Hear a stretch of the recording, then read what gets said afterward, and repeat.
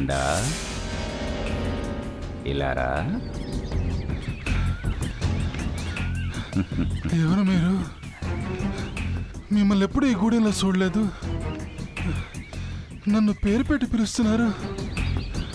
నీ పేరు పెట్టి పిలవటమే కాదు, నువ్వు వెతకబోతున్న నీ తమ్ముడు లచ్చన్న గురించి కూడా తెలుసు.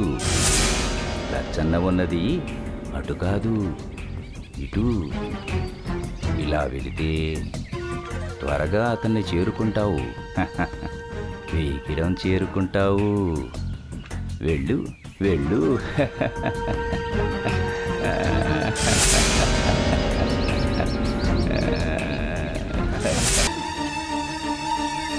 లచ్చన్న,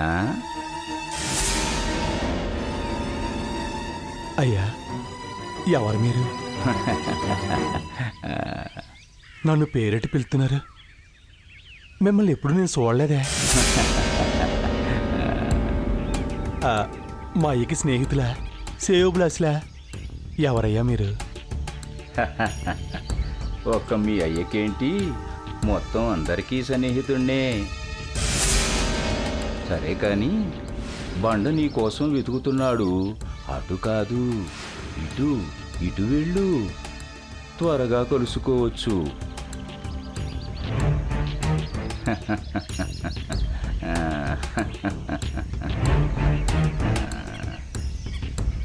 కృతజ్ఞతలయ్యా.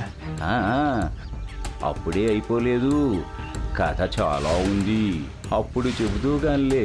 వెళ్ళు వెళ్ళు వెళ్ళు వెళ్ళు.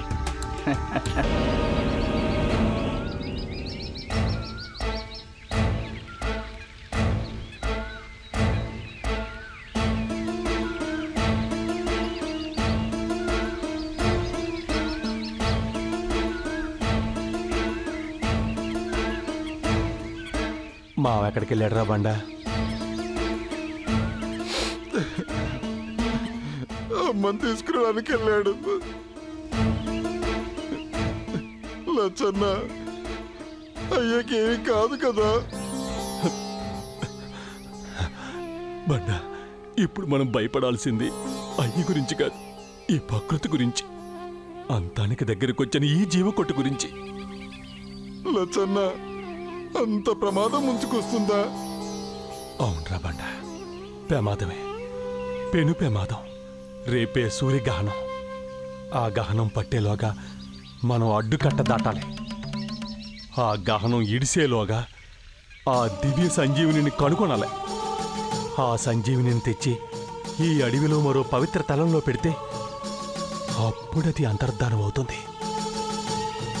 ఆ తర్వాతే మన మనువులు జరుగుతాయిరా. అవును, అయినా ఇప్పుడు మనం ఆలోచించాల్సిందే మన మనువుల గురించి కాదు, జరగబోయే ఆ ఉత్పాతాన్ని ఎలా ఆపాలా అని. అందులో సందేహం లేదు లచ్చన్న. అక్కడికి ఎలా వెళ్ళాలో చెప్పు, నేను వెళ్ళి దాన్ని తీసుకొస్తాను. నీకు కూడా శ్రమ ఇవ్వను. నువ్వు అయ్య దగ్గరే ఉండి అయ్యని చూసుకో.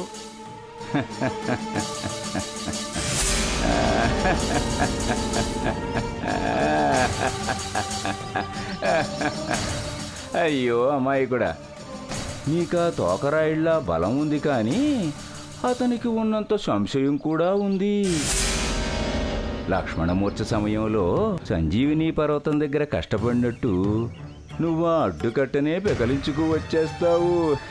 ఇదిగో, మీరెవరో తెలియదు, కానీ నా గురించి మీకు పూర్తిగా తెలీదు. నిజమే, ఒకళ్ళ గురించి ఒకళ్ళకి తెలియనప్పుడు అలాగే అనిపిస్తుందిలే. ఇదిగో, అలా డొంక తిరుగుగా మాట్లాడకు. ఈ విశాల విశ్వమే తిరుగుతూ ఉంటుంది. ఇక నేను దొంక తిరుగుగా మాట్లాడితే తప్పేంటంట? నీతో వాదించి అనవసరం. అవును, వాదనే అనవసరం. ఎందుకంటే వాదిని నేనే, ప్రతివాదిని నేనే, కర్త నేనే, కర్మ నేనే. నా కర్మ. రే బండ,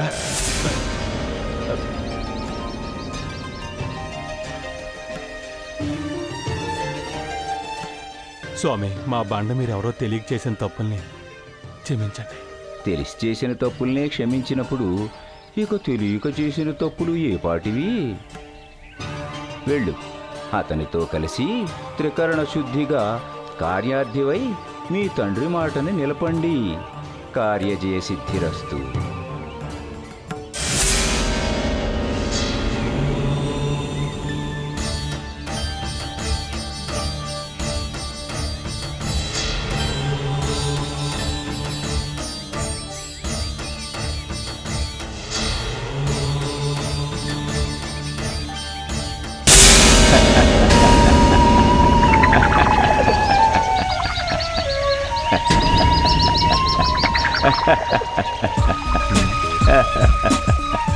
మనుషులే లేని చోట ఇతనెవరో?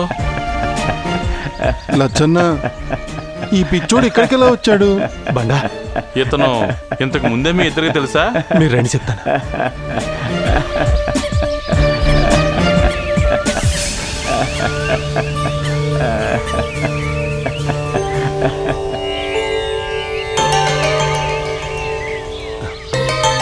మహానుభావ, ఎందుకు నవ్వుతున్నారు? నవ్వక ఏం చేయమంటావు? మీ అయ్య చెప్పిన పతంజలి సాక్షాత్తు ఆదిశేషుని రూపం. అంటే సగం దేహం సర్పంగాను, మిగతా సగం దేవతగాను దర్శనమిచ్చే ఆ రూపాన్ని వదిలి మిమ్మల్ని తప్పుదోవ పట్టించే ఆ విగ్రహాన్ని చూసి, దారి తప్పుతున్న మీ అవివేకాన్ని చూసి నవ్వుకుంటున్నాను.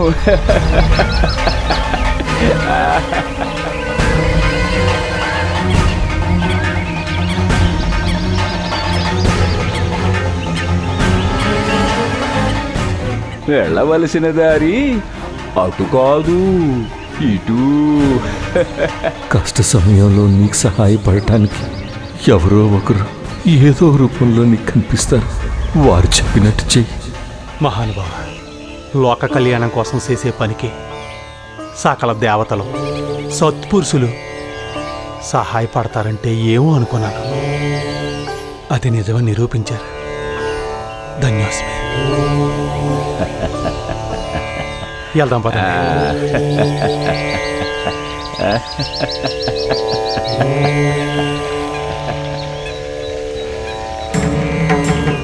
మీకు ఇంకా నా అవసరం రాలేదు. వెళ్ళండి, వెళ్ళండి.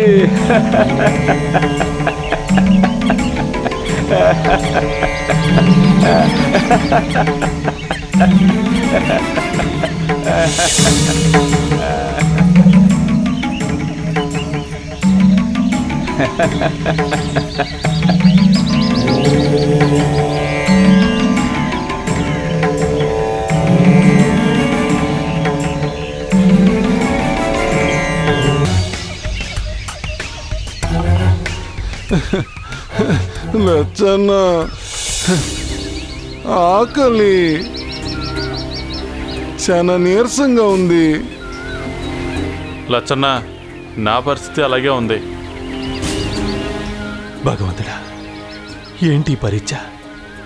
సంజీవునికి దగ్గరగా ఉన్న ఆకలి దప్పులా?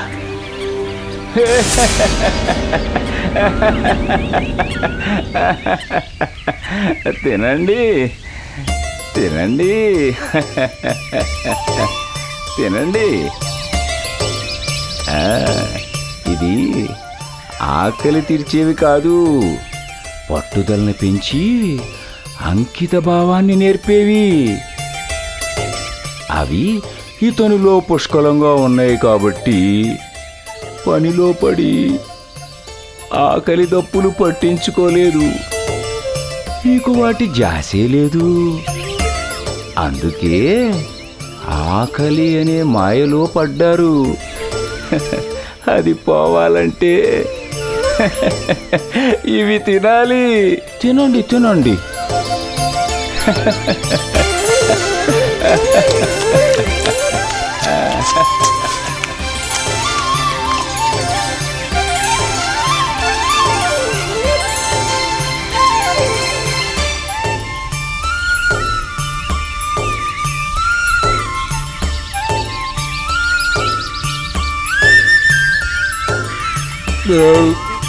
మహానుభావ,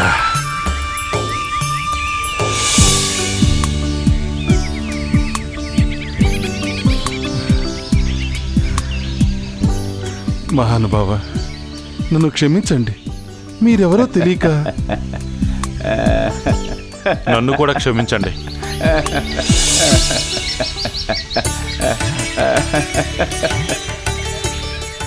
తెలిసి చేసేవి కొన్నైతే తెలియక చేసేవి మరికొన్ని. కానీ మీరు తెలిసి తెలియని పనులు చేశారు. అయినా నేటితో మీ తప్పులన్నీ క్షమించేశాను. వెళ్ళండి వెళ్ళండి.